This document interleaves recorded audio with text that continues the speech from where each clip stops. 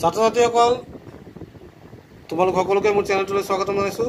আজি 5Bৰ 7 নম্বৰ প্ৰশ্নৰ 3ৰ পৰা আৰম্ভ কৰিম, কাৰণ ইতিমধ্যে আমি 7 নম্বৰৰ 2লৈকে আলোচনা কৰিছোঁ।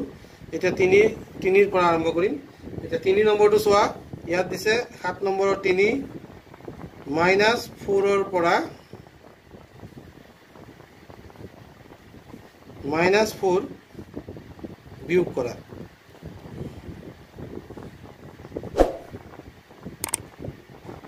ইয়াত কৈছে subtract the following using number line, আৰু লগে লগে কৈছে subtract -4 from -4। এতিয়া ইয়াত কৈছে -4ৰ পৰা -4 কৰিবলৈ, -4ৰ পৰা -4 বিয়োগ কৰিব কৈছে। এতিয়া তোমালোকক আগতে কৰা ভিডিঅ'টোৰ লগত সংগতি ৰাখি মই ইয়াত সংখ্যা ৰেখাটো প্ৰথমতে বনাই লম।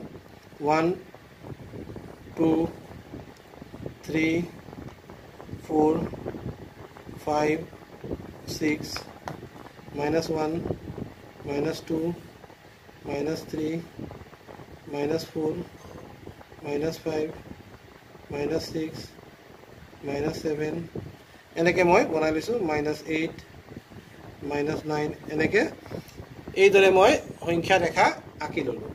এতিয়া কথাটো হ'ল -4ৰ পৰা -4 মাইনাছ কৰিব লাগে। চ' প্ৰথমতে মই মোৰ প্ৰাৰম্ভিক অৱস্থা মানে ইনিচিয়েল যিটো প্লেচ, সেই প্লেচটো লৈ লৈছোঁ -4ত।